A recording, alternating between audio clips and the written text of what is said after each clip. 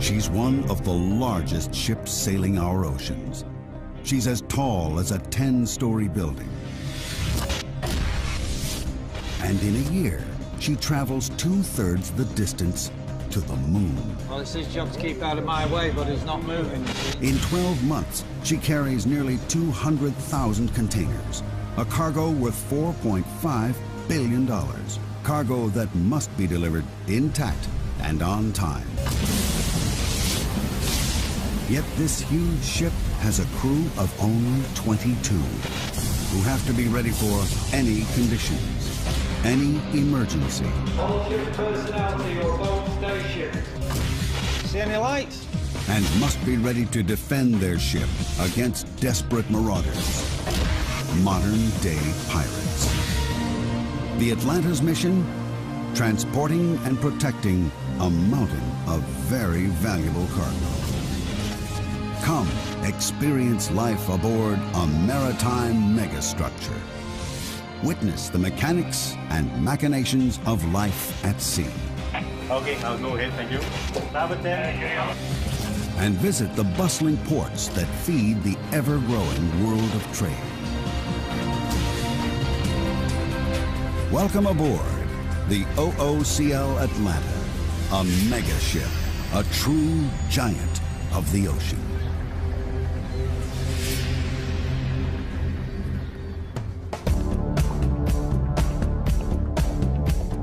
The Atlanta is one of the latest and largest class of container ships. Known as Post-Panamax, she and her kind are too wide to sail through the Panama Canal. If she were a naval vessel, she'd be the equivalent of an aircraft carrier with a crew of several thousand men. The Atlanta has a crew of just 22, ranging from a handful of ordinary seamen who work to keep the Atlanta shipshape at all times. 5 engineers keep the ship's engines, power plants, and operating systems up and running. And a team of 4 officers work in shifts around the clock. Junior officers stand watch and keep a close eye on the weather. Second Officer Law is responsible for navigation and communications. First Officer Jonathan oversees all the crew, the safety and daily running of the ship and all cargo loading. At the team's head is a captain who's spent all his working life at sea. Starboard 10. Starboard 10. Captain Roger Llewellyn is a man with salt water coursing through his veins. And over the years, he's developed some interesting sleeping habits. One eye open, always. We sleep with one eye open because at 25, 26 knots, you've got to jump out and up there. Up there is the bridge, and that's where the sailor who never sleeps has spent most of his last 30 years. He's sailed every ocean on the planet and visited every nation that borders the sea. Right now, the Atlanta is in the Malacca Straits, heading from Port Kelang, Malaysia to Singapore, then north to Hong Kong.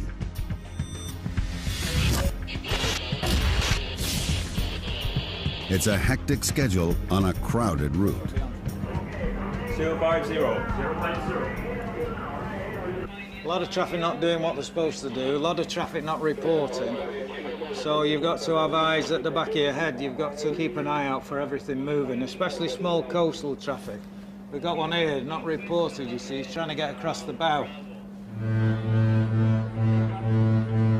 When the Atlanta blows her horn, you'd be well advised to move out of her way. Her vital statistics are staggering.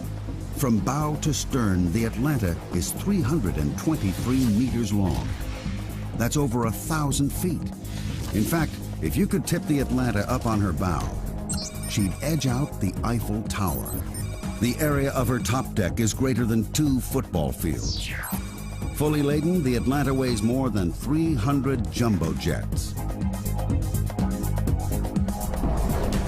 On her normal route, she carries cargo from Southeast Asia to the west coast of America and back again every 42 days.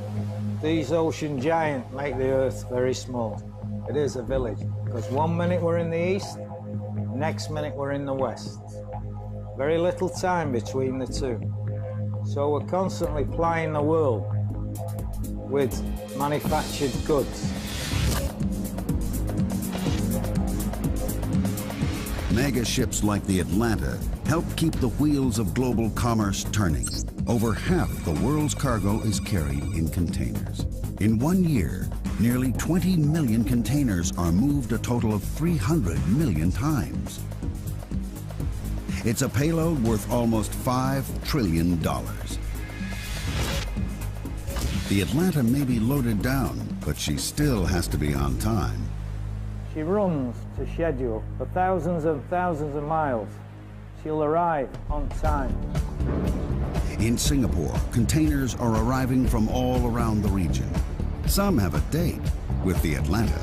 These transfers must be planned with military precision. It's a chain where a weak link means a cargo gets delayed, or even worse, lost. The bottom line, the cargo must be at port waiting when the Atlanta docks.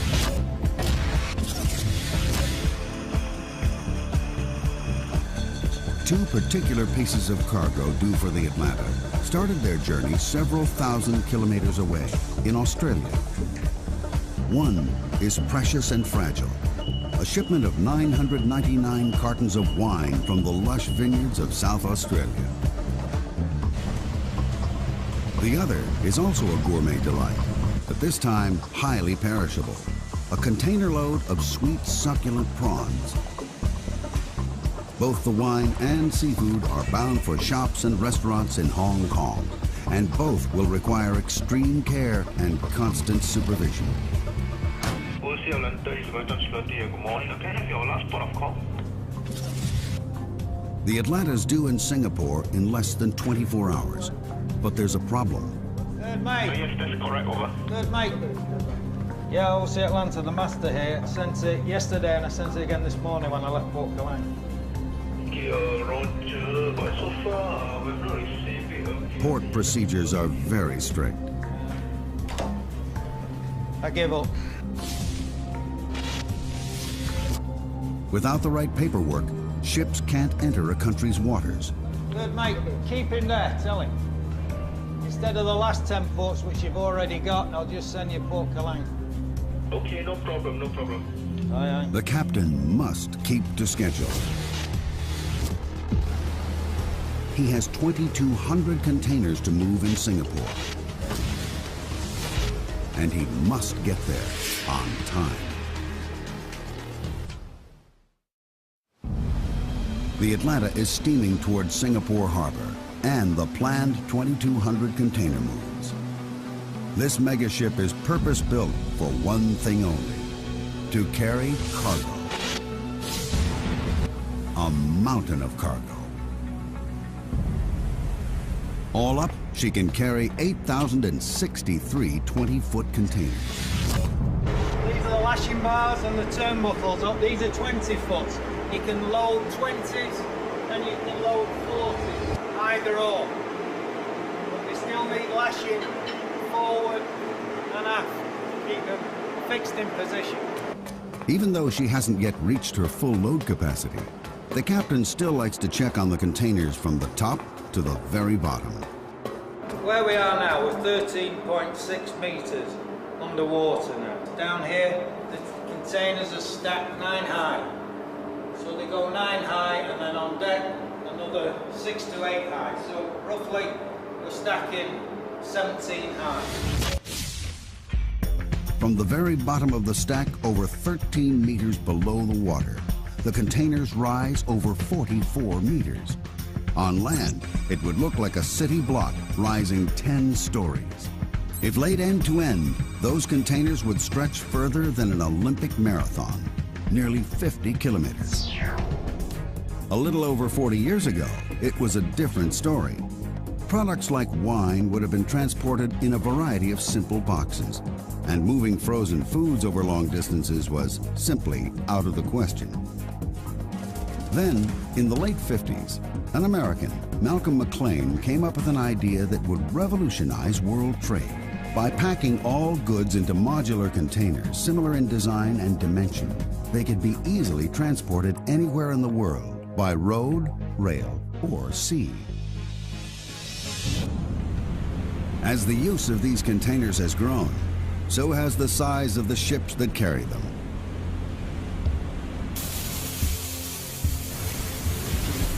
The Atlanta is one of 12 SX-class ships built for OOCL by the Samsung shipyard in Korea. It took over 8,000 workers nearly 9 months to build her, at a cost of over $150 million. She is the largest ship ever built when she was contract. And she had been installed the largest main engine when available in that time. For the engine power that he was given, for the speed he wants, he's done, for me, a great job. When first launched, the SX class held the world record as the largest container ship ever built. We use the high tensile steel to get the minimum light ship weight so that we can maximize the cargo loading capability. It's that combination of high tensile steel and the design of the hull that gives the Atlanta her enormous load-carrying ability.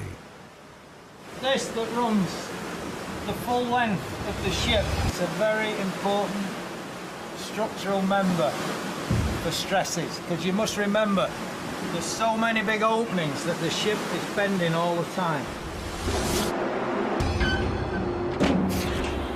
In this area, when you've got 95,000 horsepower pushing this ship, the pressure is enormous. You can see that the frame structure is very heavy. So this is a high stress area, especially in heavy weather. The real pride of the Atlanta is the power plant. This is one of the world's biggest diesel engines.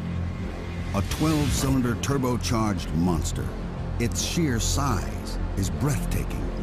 The engine fills a room 6 stories high, 6 stories of incredible power. The engine peaks at 104 revolutions per minute, but generates a mind-blowing 93,120 brake horsepower. That's over 700 times more power than an average family car.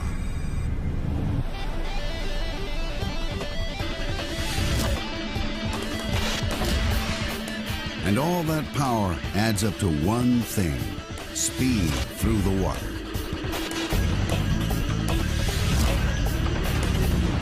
She can average nearly 25 nautical miles an hour. That's fast enough to water ski behind, as long as you can handle that huge stern wash. While at sea, the Atlanta can notch up over 570 nautical miles a day. But a speed like that comes at a price. This ship, she burns a lot of fuel. Full speed, she'll burn 230, 240 tons a day. That's a staggering 10 tons of diesel every hour the ship is underway. She may be thirsty, but she's also a clean engine. And that starts with clean fuel. A series of filters remove impurities before the diesel is pumped into a holding tank and heated to 129 degrees. Hot fuel and gas is an explosive mix.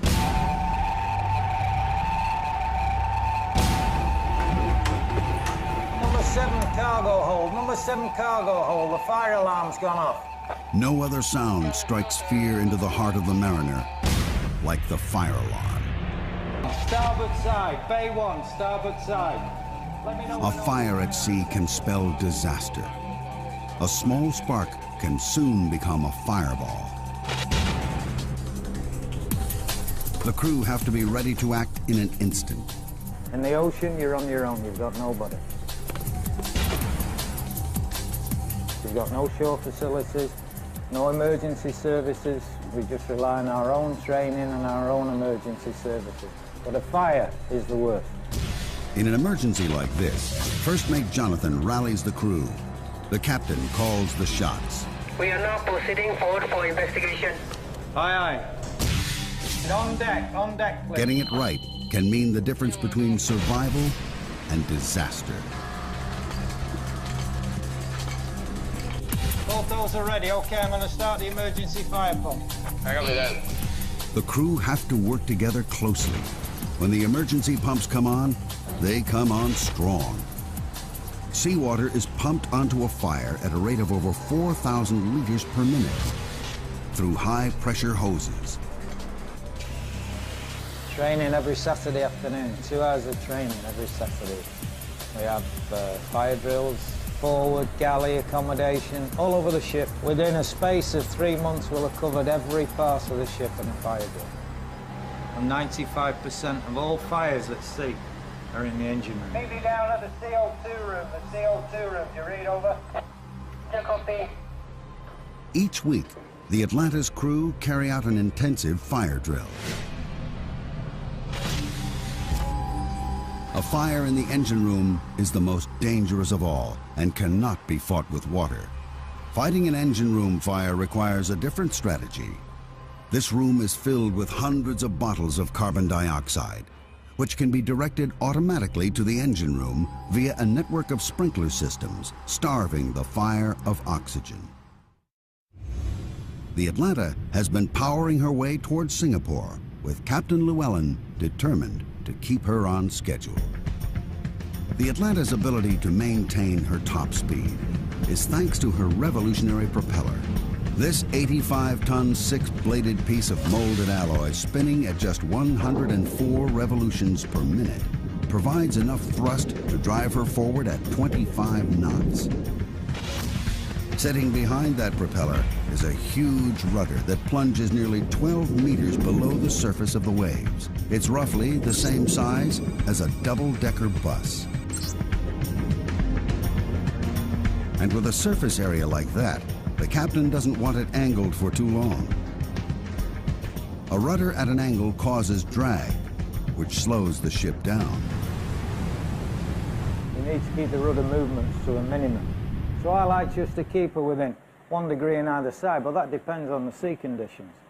Big swells, big following sea, you can't do that. At the moment, the sea conditions are perfect for steering a straight line to Singapore. ETA, 0700 hours.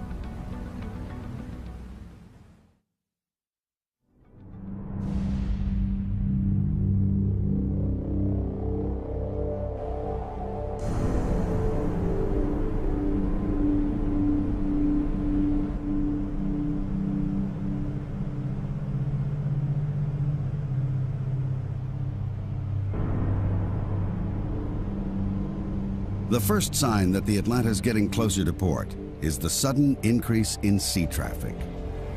1, 2, 3, 4, 5, 6. One of the problems with being a giant is avoiding the dwarves of the ocean. For the captain, arrival at port is one of the most stressful parts of the journey. He has to be ready to react in an instant.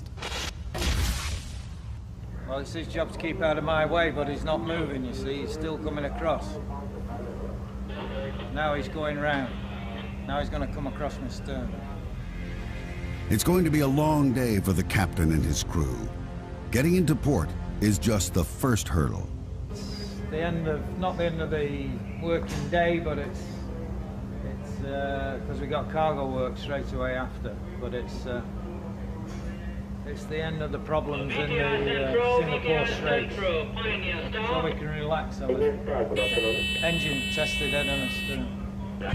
While the captain maneuvers the Atlanta carefully closer to port, 2,500 kilometers away, another key individual is frantically working behind the scenes. Eric Lee is the ship planner.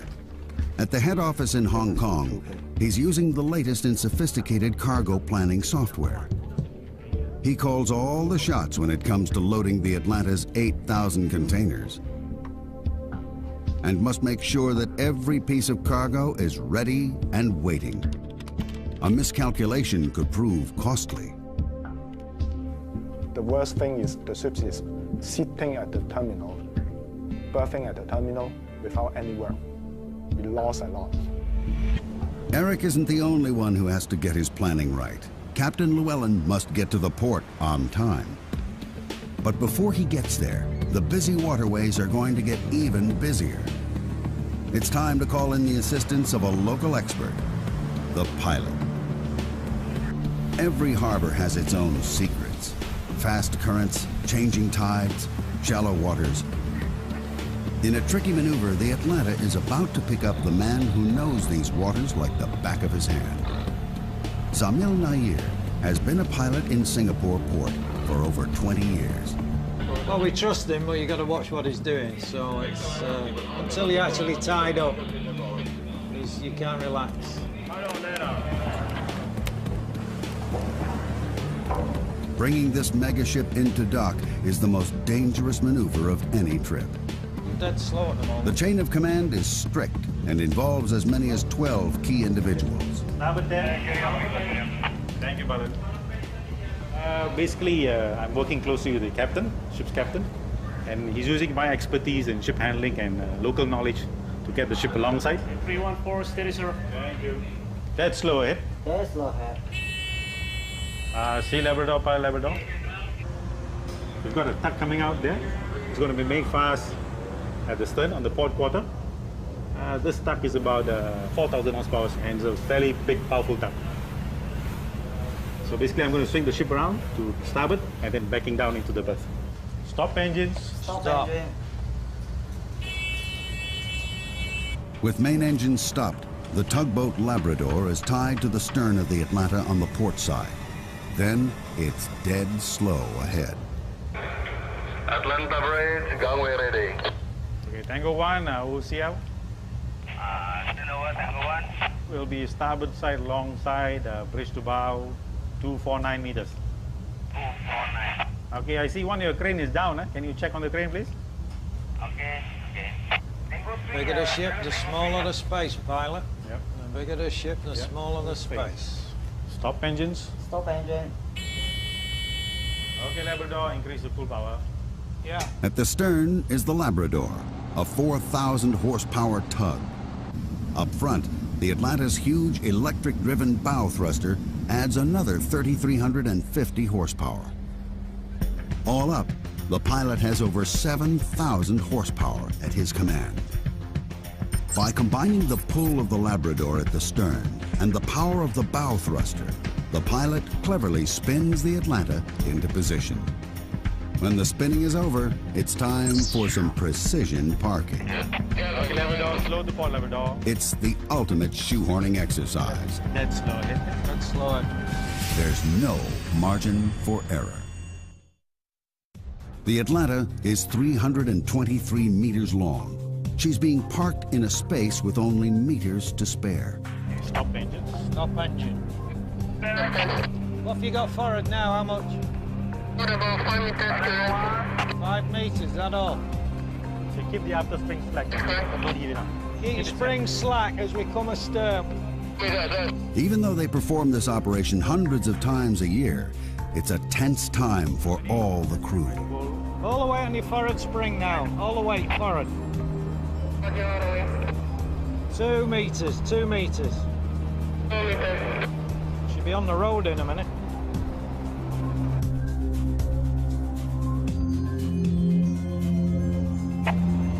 Position.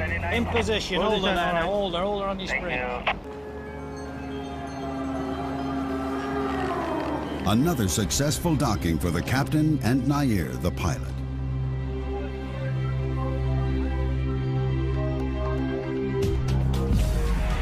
And the moment the Atlanta docks, things swing into action as the trucks line up for loading and unloading. Singapore is one of the largest container terminals in the world, handling 17% of the world's total container trade. In 2004, over 20 million 20-foot containers passed through the port of Singapore. For every single ship, every minute in port counts. A total of 4 giant cranes start moving the Atlanta's containers at breakneck speed. The pressure is on.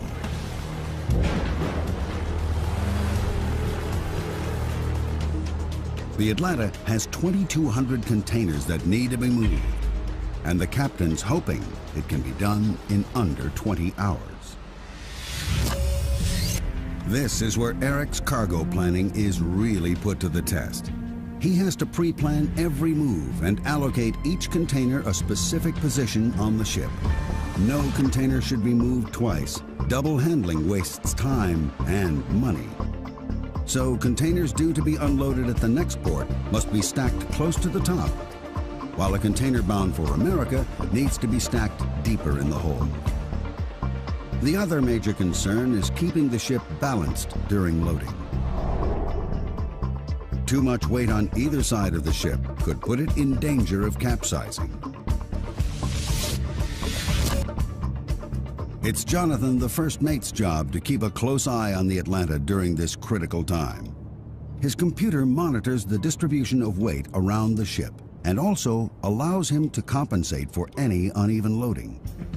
Deep in the ship's hull are a network of giant ballast tanks. By moving hundreds of tons of seawater between these tanks, Jonathan can keep the Atlanta on an even keel. To complicate this balancing act even further, the ship has to take on fuel. The Atlanta's tanks can hold over 7.5 million liters of diesel. This is a job for an expert. Bunker boats are the floating petrol stations of the port. This is the only time the Atlanta will take on diesel for the round trip from Asia to America. Today, they're taking on nearly 7,000 tons. It's an operation that will take over 6 hours. With the price of fuel around $280 a ton, this little trip to the gas station will cost the captain nearly $2 million. While the engine's shut down, Alvin, the second engineer, can check out the crankcase. There are certain advantages to working on an engine this big. It's not often a man can stand inside a crankcase to check for loose bolts or undue wear on any of the moving parts. When a cylinder has a bore of nearly a meter and the piston has a stroke of 2.4 meters, any wear is going to cause serious trouble. Among the 2,200 containers being moved today are the 2 that started their journey 2 weeks ago in Australia. The container carrying the latest vintage of Australian Chardonnay needs to be moved quickly, but also with care. The last containers to be loaded on board are the refrigerated containers. These reefers are carrying perishable goods. The one carrying the Australian frozen seafood has to be kept at a temperature of -18 degrees throughout the entire journey. Jonathan, the first mate, hooks them up to the ship's power supply in order to get the refrigeration units working as soon as possible. While on board, the crew will check their temperatures twice a day, every day.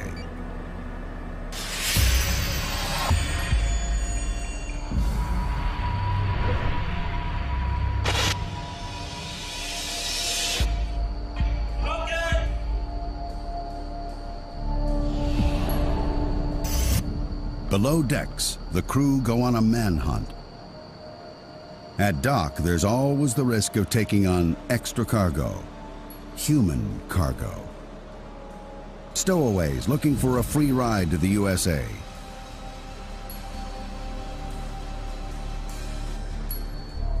Stowaways have been known to climb mooring ropes at night and are sometimes even hiding inside the containers. If they get on board, they pose a real security threat.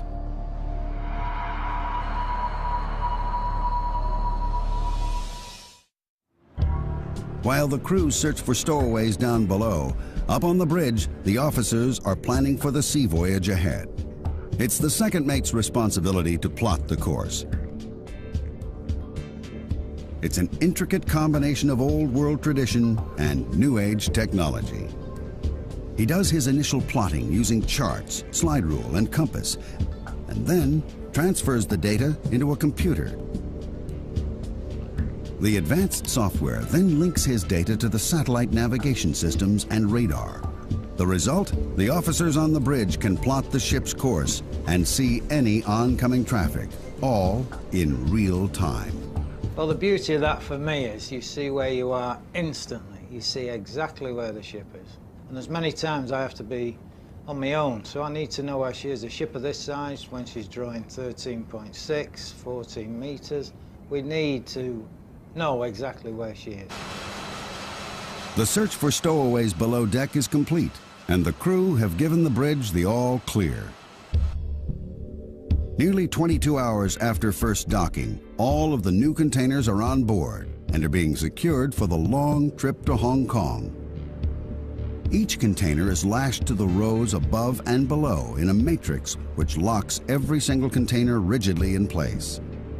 This ensures that none of the cargo, including those bottles of Australian wine, will shift if the Atlanta starts pitching in a storm at sea.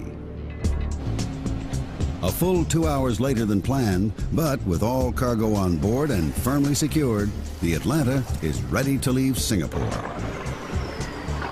Taking a giant out of port can be even more difficult than bringing one in.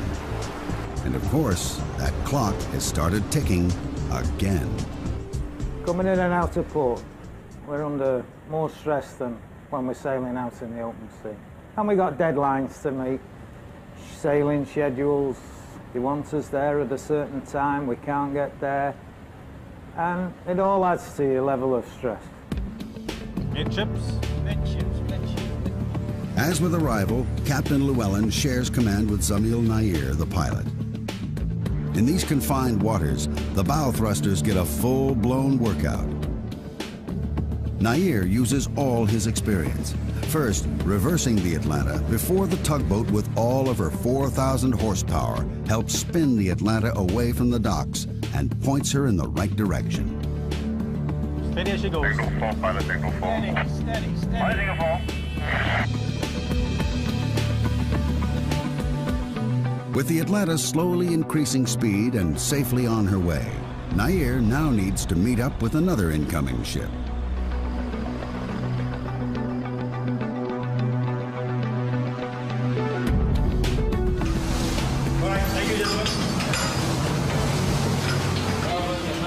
It's a transfer that involves a hair-raising climb, followed by a brave leap to the pilot boat, all at a speed of over 8 knots. One slip could be his last.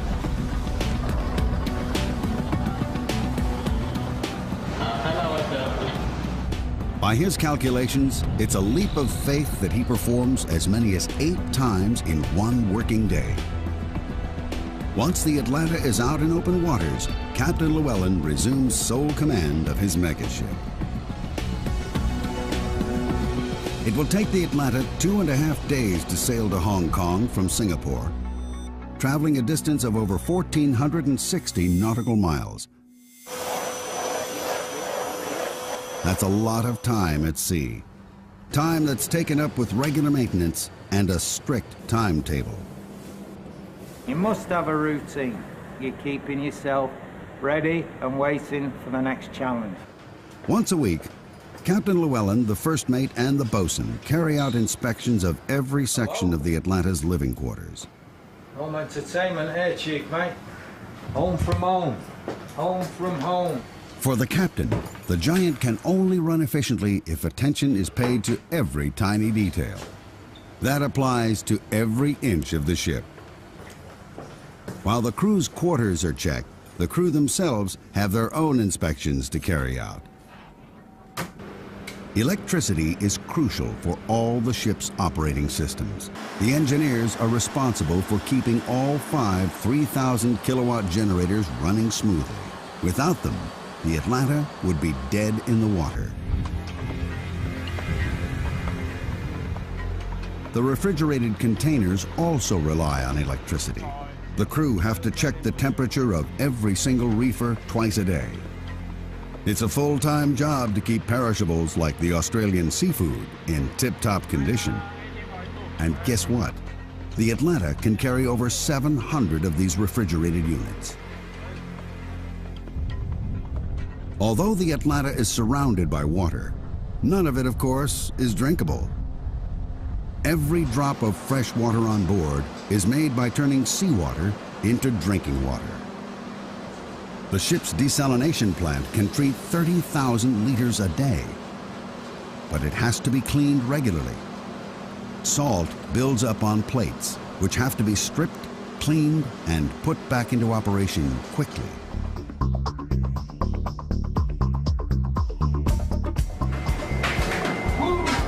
Hold it there. Another thing that's crucial to life on board is food, plenty of it, and it has to be kept fresh.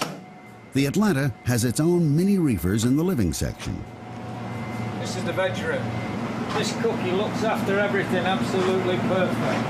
He's one of the best I've been with. He sets everything out, he rotates, he keeps his storerooms immaculate. A key member of the crew who's hardly seen and seldom heard, but is crucial for harmony on board, is the cook. He orders and prepares all the food and has to come up with a menu that'll keep all 22 men of varied cultural backgrounds happy. 22 meals 3 times a day, 7 days a week. And he does the washing up.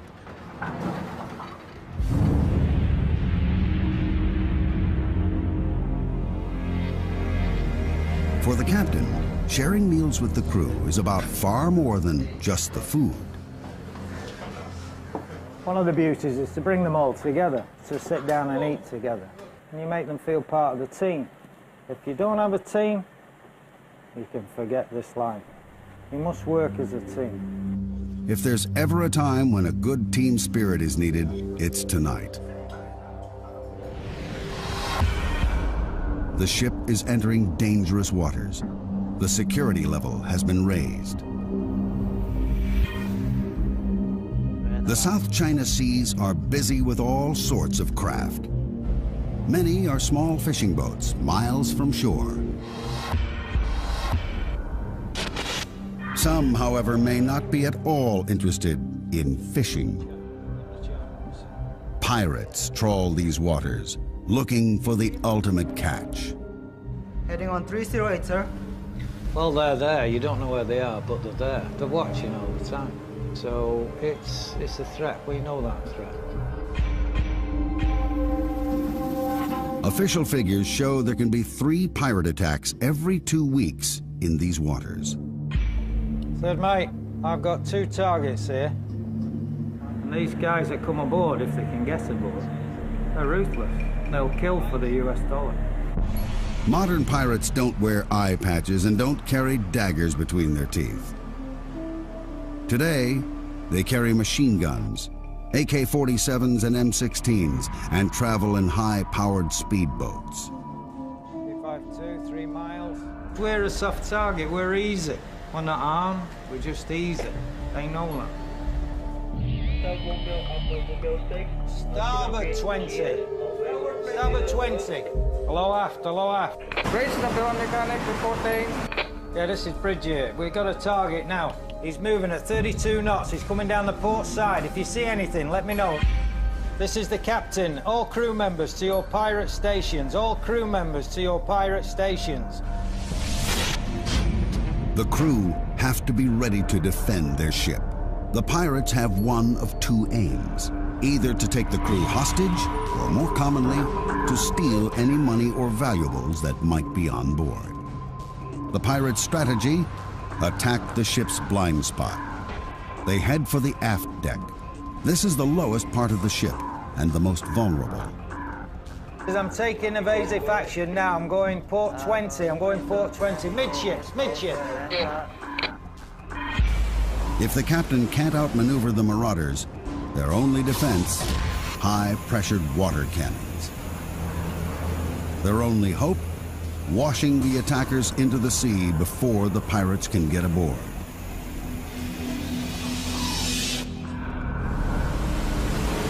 Luckily for the crew, tonight turned out to be another close call. The fast-moving vessel was just a fishing boat crossing paths with the Atlanta. But if it's not one threat, it's another. The wind is freshening. The seas are rising. Intense tropical storms of the typhoon season command respect and demand a response. The captain can either skirt the storms, burning more fuel and losing time, or take them head on. This time, he decides to take the risk. No matter the weather, the crews still have to attend to their duties. The reefers still have to be checked, even if it means braving winds up to 70 knots. It's in conditions like these that the power supply to the reefers could fail, spelling disaster for our precious cargo of Australian seafood. At the moment, the reefers are still working. Storms can severely reduce visibility, but heavy rain also plays havoc with navigation equipment. The squalls create unreadable blotches on the radar screen. The danger: there are times when the crew of the Atlanta are almost sailing blind.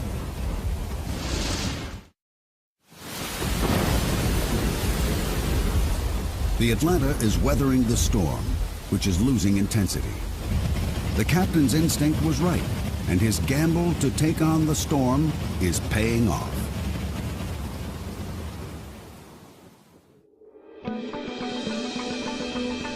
But now, she still has to make Hong Kong by midnight. The rest of her journey depends on it.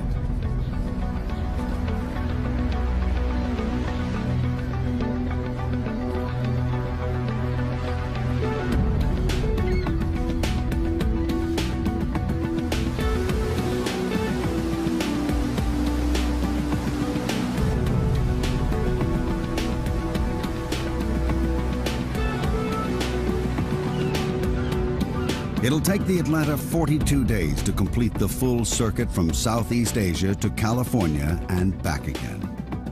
It's a mega trip, even for a mega ship. In a year, the Atlanta sails over 260,000 kilometers, which is roughly 2/3 the distance to the moon. 5 miles to the next Wi-Fi. 5 miles. Yeah, 313. 313, Yes. Our megaship, the size of an aircraft carrier, now has to navigate Hong Kong's congested waters. Starboard 10. At night, the bridge is not only the brains of the ship, it also becomes the Atlanta's eyes and ears. 350, 2 miles. Stopped. When a vessel registers on the Atlanta's radar, it's identified by a number, and its direction and speed can be tracked by those watching from the bridge. It's another crucial piece of technology that helps a mega ship maneuver gracefully into a mega port.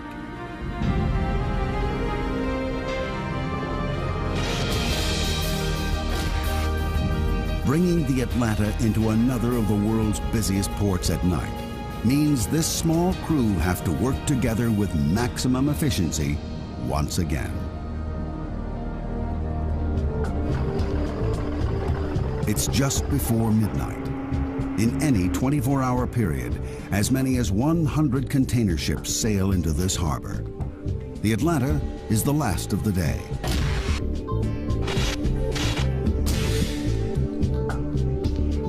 As at all the ports on the Atlanta's route, space at the dock is tight. Container ships bustle for space in this incredibly congested harbor. In a year, over 22,000 container ships move over 20 million 20-foot containers through this port. Once alongside, the winches take up the slack. The last thing anyone wants is two megaships wrestling for space. After more than 2 weeks of travel, this is the final destination for two particular pieces of cargo. The reefer containing the Australian prawns is whisked off the ship. Not far behind is the container packed with 999 cartons of Australian wine.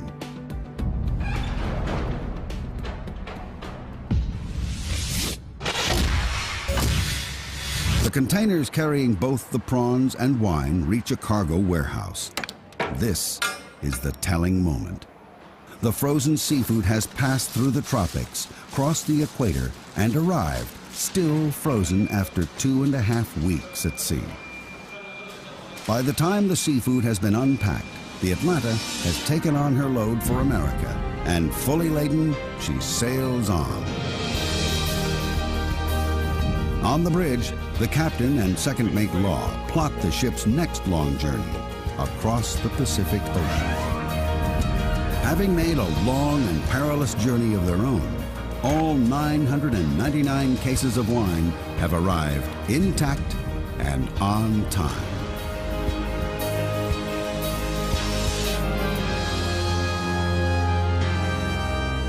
In a year, the Atlanta will carry over 185,000 containers at an estimated value of over $4.5 billion.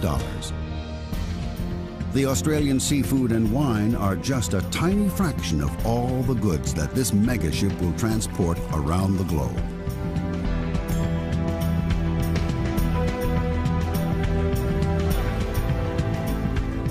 The Atlanta won't dock in California for another 10 days, giving some of the crew a chance for a well-earned break. Don't eat everything, right? Save us some food.